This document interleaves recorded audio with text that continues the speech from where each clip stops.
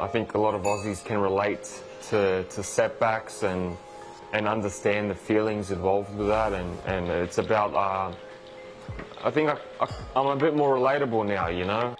I've gone through adversity, and for me right now it's getting back to the very top, because I've always had that drive in me, and that's what I'm aiming for. How do I say it? It's the pursuit of being the best version of yourself, you know, and what's happened in the last 3 months has been actually harder than what I've experienced in the last 2 years, and my mind is free for the first time in a long time.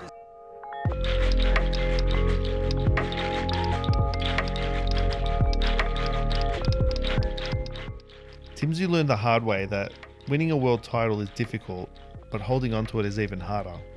Going into his rematch with Sebastian Fundora, fans were somewhat hopeful he would prevail. After all, the first fight had been competitive, with Tszyu blinded by blood from a severe cut early in the bout. This time, however, the fight looked completely different.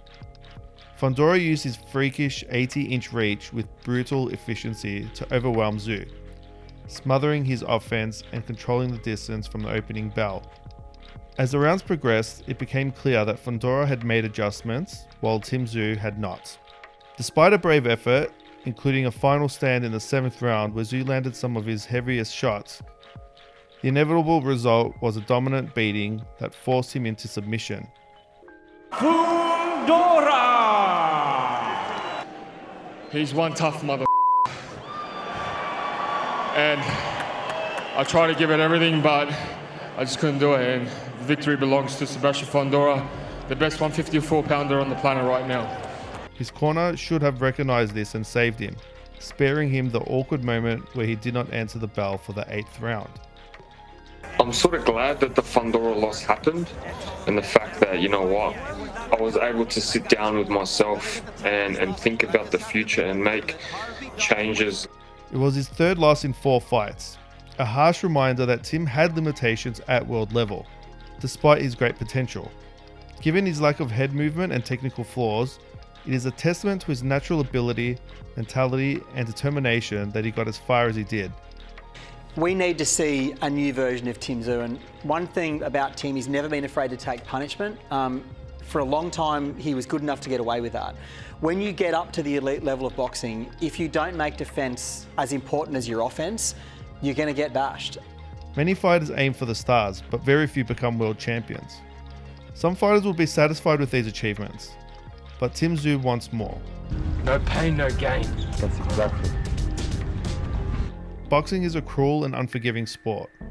A fighter's window to secure financial freedom and a legacy is small. With that in mind, he made a brave decision to set loyalty aside and change teams. Big changes at Tim Tszyu, with the former world boxing champion Tim moving on from his long-time manager Glenn Jennings and trainer Igor Glubev. Tszyu has made a huge call to overhaul his support crew and reboot his stalled career after 3 losses in 4 fights. He said, to reach the next level, I've decided to restructure my team and bring in some new faces to support me on this next chapter. These guys have been with me for such a long time, and it didn't just go from my career, but it went to my father's. And but I feel like I'm so determined in my life and in my career that I put everything aside, and I needed to do what's best for me and my family, and this is what it is right now. And right now we're in such a great place and such a good position, and everything's going smoothly, touch wood.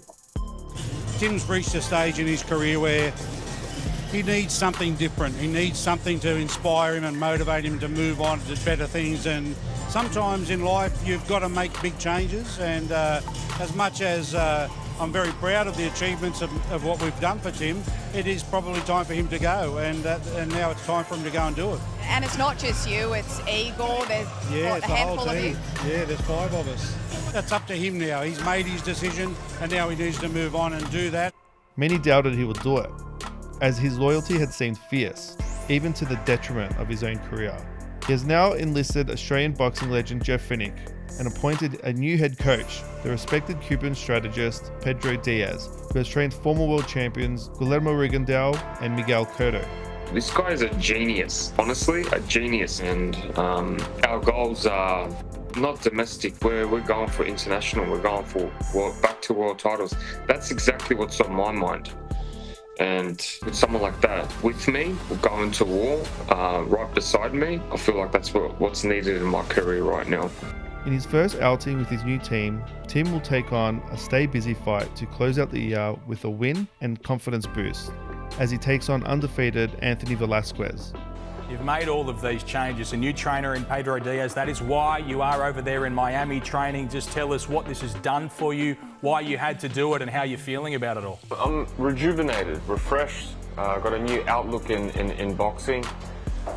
Changes are needed. And yeah, I'm just excited to get back in there, go in front of my fans in Sydney and put a hell of a show, you know. I'm itching right now. I'm itching to get in. I'm actually so excited for this fight because I've got so much to show and prove to the world.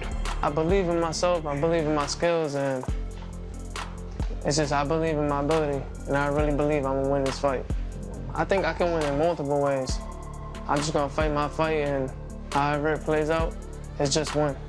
I'm looking forward to going to Australia and making new fans. We've set out a path for him to be back in contention by next year. So this is a big fight for him, a very tough fight, but an entertaining fight. The thing that's most important is he's hungry. He wants to get back in. He wants to get in against these tough fighters. He wants to mix it up, and he wants to get back to the top. It will mark his venture into the ring under a new identity. Crash and burned and left in the ashes and everyone pointing you out. It's all about rising from that, and if I can make an inspiration from that, then that's my job right there. And that's why I've called this part of my life is the Phoenix. He will shed the Soul Taker for a new alter ego.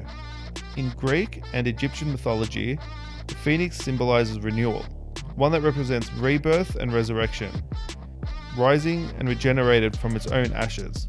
Just as Tim Tszyu aims to revive his own career and rise once more toward the summit of the sport. Everything's so aligned right now. Team Tszyu is just, as a whole, it's such a good place, you know, and it's so refreshing for me. Let's go, man. December 17th. Let's go.